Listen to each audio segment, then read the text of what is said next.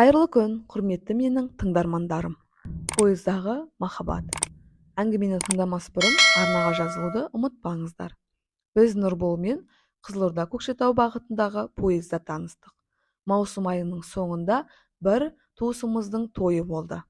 Сол тойдың ертесіне таңғы 6:30-да арман қуып Астанаға жол тартуымыз керек болған. Сонымен тойдан кеш шыққанбыз. Ұйқы қанбаған күйде темір жол вокзалына бет алдық. Әлі пойыз келмеген екен. Айтпақшы, біз 4 адамбыз. Олар мен, мамам, құрбым, бөлем. Көптен күткен пойызымыз да келіп тоқтады. Ұятта болса айтайын, сол жолы билет болмай жолсерікпен келісіп қоян болып мінгенбіз. Біз кіргенде вагондағылардың бәрі тәтті ұйқыда жатқан болатын. Тек шет жақта бір жігіт ояу екен. Қасындағы орындар да бос екен. Содан уақытша сол жерге жайғасып шай ішіп алайық дедік. Туысымыз жолда жейсіңдер деп қазық арта дейсіз бе, ет дейсіз бе, тәтті пәттілер үйіп төгіп салып берген. Пойыздағы шай ішуге арналған столдың айналасына 5 адам жайғастық. Мамаларды білесіз ғой, әлгі жігітпен сөйлесіп, шүйіркелесіп кеттегі. Сондағы олардың әңгімесінен ұққаным, мынау қасымызда отырған ақ майка киген жігіттің есімі Нұрбол. 89 жылғы, өзі Луговой деген жердің баласы. Қызылордада темір жолдың оқуын тамамдап диплом алып еліне қайтып келе жатыр. Бар білгенім сол болды. Оның маған қызығы да шамалы еді. Бар ойым тезірек қарын тойғызып алып ұйықтау. Мамам студент екенсің ғой, ата-анаңнан жырақта жүр екенсің деп ана баланың аузына барын тығып жатыр. Одан да шаруам болмады. Үйтіп-бүйтіп қарынға ел қондырып алдым да бос орынға жатуға кеттім. Мамам да бөлем де ұйқыға кірісіп кетті. Тек құрбым ғана онымен сөйлесіп отырған болатын. Мен ұйықтаймын деп жатқаныммен оңдырғаным шамалы. Ары-бері аунап жатыр едім. Құрбымнан біз жаққа келсей ұйықтай алмай жатырмын деген SMS келді. Жарайды деп бардым. Екеуі әңгімені жіберіп отыр. Шамалы отырғаннан кейін әңгімелері қызық болмай қайта кетіп қалдым да ұйықтадым. Пойыздың тоқтаған даусынан оянып кеттім. Луговой станциясына келіп жетіппіз.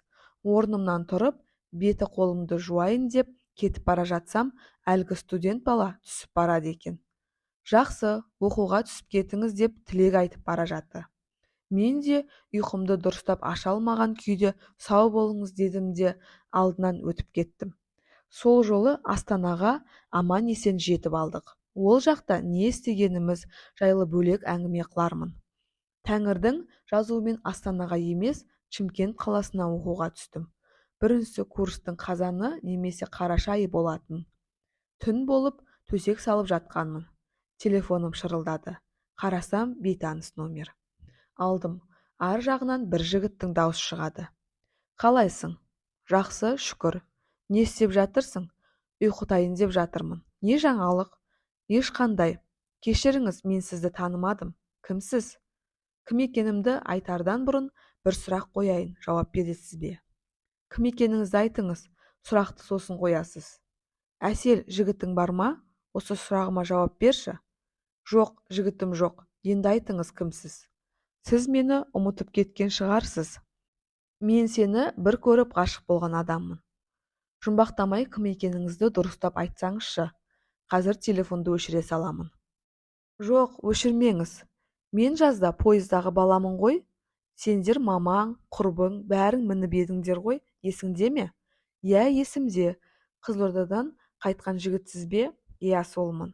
Қалайсың өзің? Жақсы, сіздің есіміңіз кім еді? Нұрбол. Осылай екеуміз сөйлесіп кеттік. Ол бірінші рет сөйлескен кезде ақ барын жайып салды. Сені бірінші рет көргенде-ақ саған ғашық болып қалдым.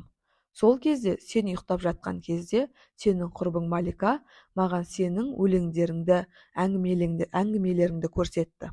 Саған деген құмарлығым одан сайын арта түсті. Сосын құрбыңның сенің телефоныңды, номеріңді сұрап алып қалдым. Содан бері батылым бармай енді ғана қоңырау соғып тұрмын. Пойыздан түскеннен кейін сені қимай пойызда жүрегім кетіп бара жатқандай әсерде қалдым. Бүгін сенімен сөйлесіп тұрғаныма қуанып тұрмын деп ағынан жарылды. Мен тіпті не дерімді де білмей қалдым. Себебі бұрын-соңды маған үлкен жігіттер сезімін білдірмеген еді. Не керек? Содан кейін ол күнде қоңырау соғып тұратын болды.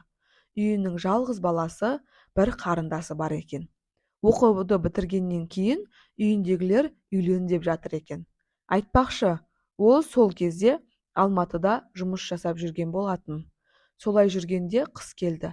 Шымкентке барсам, маған жақсы жауап бере аласың ба деп сұрайтынды шығарды. Бірде маған оқуыңды Таразға ауыстыршы деді. Мен олай жасай алмайтынымды айттым. Біздің байланыс тек телефон арқылы жүзеге асатын. Оны жақсы көрсем де, күнде хабарласып жүрген соң бауыр басып бара жаттым. Күндердің күнінде ол хабарласпай қойды. Алғашында алаңдасам да іздеген жоқпын. Бірақ бір апта уақыт өткеннен кейін бейтаныс номермен қоңырау соғып тұр. Ұялы телефоны жоғалтып алыпты. Маған ренжіп қалды ма деп қорқып хабарласып тұр екен. Содан ол менімен ғана емес, мамаммен де сөйлесуді шығарды. Ал мамам ол жігіт жақсы болғанымен алыста тұрады. Оның үстіне сен әлі кішкентайсың дейтін. Қойшы, не керек, солай сағышса созып жүргенде көктемде келді. Сәуір айында телефон номерімді ауыстырдым.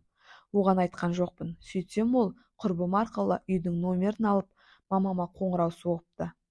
Мамам, балам, менің қызым әлі кішкентай. Қазір тұрмысқа бере алмаймын. Ал сен үйленетін жігітсің. Өз теңіңді тап дегенде әңгімелерді айтыпты. Соның артынша біздің үйдің де құрбымның да телефон номері ауысып кетті. Осылайша бір жігіттің махаббат дастаны аяқталды. Қазір кей кезде есіме түссе сағынышпен еске аламын. Ол иманды, намаз оқитын, мейірімді жігіт болатын. Бүгін қайда жүр, не істеп жүр білмеймін. Үйленіп, балалы шоғалы болып, отбасына имандылықтың үлгісін көрсетіп жүрген азамат болғанына сенемін. Құрметті менің тыңдармандарым, арнаға жазылып, комментарий жазып, лайк басуды ұмытпаңыздар. Келесі видеода кездескенше.